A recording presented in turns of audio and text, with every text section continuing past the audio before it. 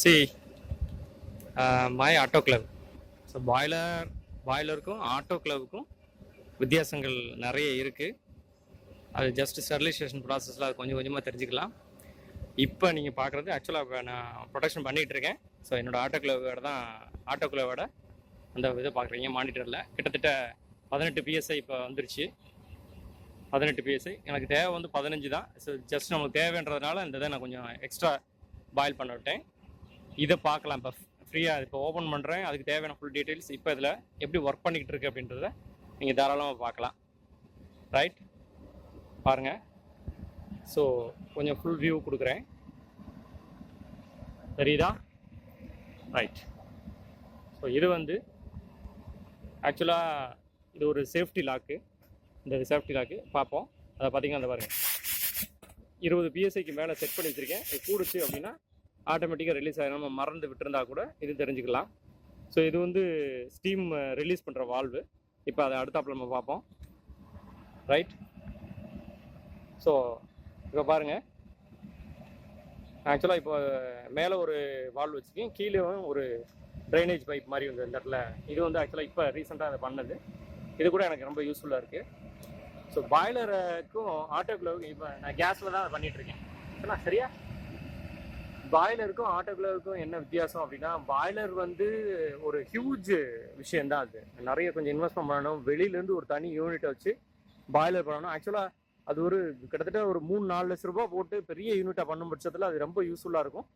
அது இல்லை அப்படின்னா இன்னைக்கு 100% ஸ்டெரிலைசேஷன் அப்படின்னு நம்ம எதிர்பார்க்குறோம் அப்படின்னா ஒரு ஆட்டோக்ளவுக்கு இணையானது தான் இந்த ப்ராடக்ட்டு. சரியா? இப்போ நான் ஆன் பண்ணுறேன். ஸோ கேஸை ஃபஸ்ட்டு ஆஃப் பண்ணுறேன்.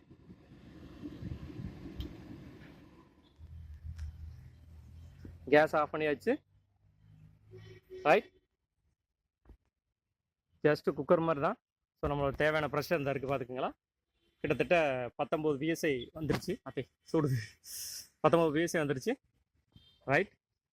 இது பாருங்கள், ஆட்டோமேட்டிக்காக 19 ஆனோடனே மேலே நல்லா பாருங்கள். எனக்குள்ள சேஃப்டி வால்வ்லேருந்து கொஞ்சம் கொஞ்சமாக கேஸ் அந்த ரிலீஸ் ஆகிறது தெரியும். ஸோ நான் அது வந்து 20 PSIயில் வச்சுருக்கேன். நம்மளுக்கு தேவையான அளவுக்கு வச்சுக்கலாம். கிட்டத்தட்ட இது 25 PSI வந்து இந்த டேங்க் 25 30 PSI இந்த டேங்க் வந்து தாங்கக்கூடிய அளவுக்கு டிசைன் பண்ணியிருக்கு. மெட்டீரியலும் மெட்டீரியலும் அதுக்கு தேவையான மெட்டீரியல் தான் பண்ணியிருக்கு. பெரிய பெரிய பாய்லர்ஸ்க்கு யூஸ் பண்ணுறது, பெரிய பெரிய கம்பெனிஸில் பெரிய அந்த மெட்டீரியல் தான் இது பயன்படுத்தியிருக்கோம். ஸோ இப்போ வந்து ஸ்டீமை ரிலீஸ் பண்ணுறேன். தெரியுதா?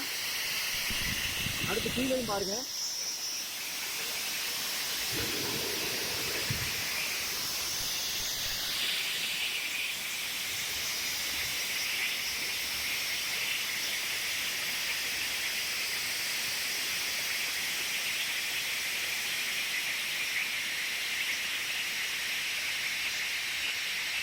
தேங்க்யூங்க.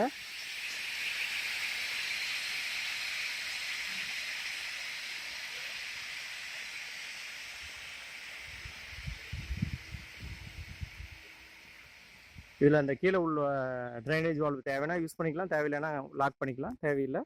ஸோ இதோட இது வந்து ஆக்சுவலாக வந்து வெளியில் கிடைக்கிறதுக்கான வாய்ப்புகள் இல்லை. ஏன்னா ஓனாவும் நான் ஒரு மஷ்ரூம் மேனுஃபேக்சராக கிட்டத்தட்ட இருக்கிறதுனால இது நம்மளோட தேவைகளுக்காக இது ஒரு என்னோட 3வது ஜென்ரேஷன். கிட்டத்தட்ட இது என்னோட 3வது பாய்லர். ஒவ்வொரு மெட்டீரியலையும் செஞ்சு அதில் உள்ள பிரச்சனைகள்லாம் சந்திச்சு கடைசியாக வந்து ஒரு 100% ஆட்டோக்ளவாக இருக்கணும் அப்படின்ற பர்பஸ்க்காக பண்ணுறேன்.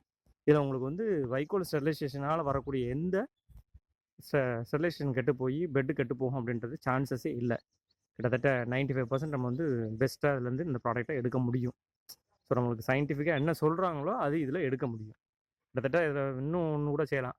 ஸ்பான் ப்ரொடக்ஷன் பண்ணால் கூட அதில் வைக்கலாம். கிட்டத்தட்ட ஸ்பான் ப்ரொடக்ஷனாக ஒரே நேரத்தில் ஒரு கிட்டத்தட்ட 200 ஸ்பானை வந்து இன்றைக்கி உள்ளே வைக்கிறனாலும் வைக்கலாம். ஸ்பான் ப்ரொடக்ஷனுக்கும் இதை யூஸ் பண்ணிக்கலாம். தேங்க்யூ.